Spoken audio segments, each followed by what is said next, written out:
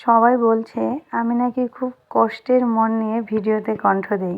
আমি তো তাদেরকে বুঝাতে পারছি না যে ভিডিওতে কণ্ঠ দেওয়া কতটা কষ্টের। ফার্স্ট টাইম আমার খুব লজ্জা লাগছিল, আর আমি তো সারাদিন বকবক করি বাসায়, কিন্তু ভিডিওতে কণ্ঠ দেওয়ার সময় আমি কোনো কথাই খুঁজে পাইতাম না। আসসালামু আলাইকুম, কেমন আছেন সবাই? নিশ্চয়ই ভালো আছেন। আমিও ভালো আছি, আলহামদুলিল্লাহ। আজকে আমি চিন্তা ভাবনা করেই নিয়েছি যে আজকে পুরা ভিডিওটাতেই আমি শুধু বকবক করব আর রান্না করব। আজকে আমি রান্না করব মোরগ পোলাও। লবণ, হলুদ, গুঁড়া মরিচ, সামান্য টক দই আর লেবু দিয়ে মুরগিটা আমি ভালোভাবে মাখিয়ে নিয়েছি। মাটির পাতিলে পানি উঠিয়ে দিয়ে আমি এইদিকে বাসমতি চাল ধুয়ে নিচ্ছি। আজকের পোলাওটা আমি বাসমতি চাল দিয়ে বানাবো। মোবাইলে যখন ভিডিও দেখতাম তখন ভাবতাম ভিডিও করাটা মনে হয় খুব সহজ কাজ, কিন্তু যখন নিজে ভিডিও বানাতে গেলাম তখন বুঝতে পারলাম যে অতটাও সহজ না।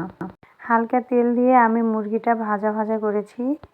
মুরগিটা রান্না করার জন্য আমি মাটির পাতিলে মশলা কষায় নিচ্ছি। এই মশলাটা খুব ভালোভাবে কষাতে হবে, আর এই মশলা থেকে যখন তেল ছাড়বে ঠিক তখন মুরগিটা দিতে হবে। মুরগির তরকারিটা যতটা ভালো আসবে আপনার পোলাওয়ের স্বাদও ঠিক ততটাই সুন্দর আসবে। আমি এভাবে বাসাতেই মোরগ পোলাও বানিয়ে নিই। আপনারা কিভাবে মোরগ পোলাও বানান প্লিজ আমাকে কমেন্ট করে জানাবেন। আমি ভাতটাকে 80% সিদ্ধ করে নিয়েছি, 20% শক্ত রাখছি। একটি মাটির পাতিলে আমি কিছু ভাত দিয়েছি, এরপরে পেঁয়াজ বেরেস্তা, কিশমিশ এবং আলু বোখরা দিয়েছি। পোলাওয়ের মধ্যে আলু বোখরা দিলে পোলাওয়ের স্বাদটা দ্বিগুণ হয়ে যায়। আলু বোখরা এমনিতে খেতেই অনেক মজা লাগে আমার। রান্না করে রাখা মুরগিটা এখন আমি দিয়ে দিব। এরপর আবার লেবেল করে আমি ভাত দিয়ে দিয়েছি। এখন দুধ দিয়ে দিব এখানে।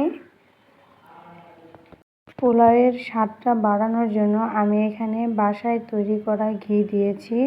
ঘিটা আমি বাসায় বানিয়েছিলাম। এটাকে আমি 10 থেকে 15 মিনিট দমে রেখেছিলাম। তারপরে তো আমার রেডি হয়ে গেল মোরগ পোলাও। দেখতে যতটা সুন্দর হয়েছে খেতেও মাশাআল্লাহ। আমার ছেলে তো সারাদিন এই মোরগ পোলাওই খেয়েছে, ও আর কোনো খাবারই খায়নি। আমার রান্নাগুলো যদি আপনাদের ভালো লেগে থাকে তাহলে অবশ্যই আপনারা বাসায় এভাবে বানাবেন। আজকে আমি অনেক বকবক করে রান্না করলাম, যদিও আমার কণ্ঠ ততটাও সুন্দর না, তবুও চেষ্টা করি। সবাই ভালো থাকবেন। আল্লাহ হাফেজ।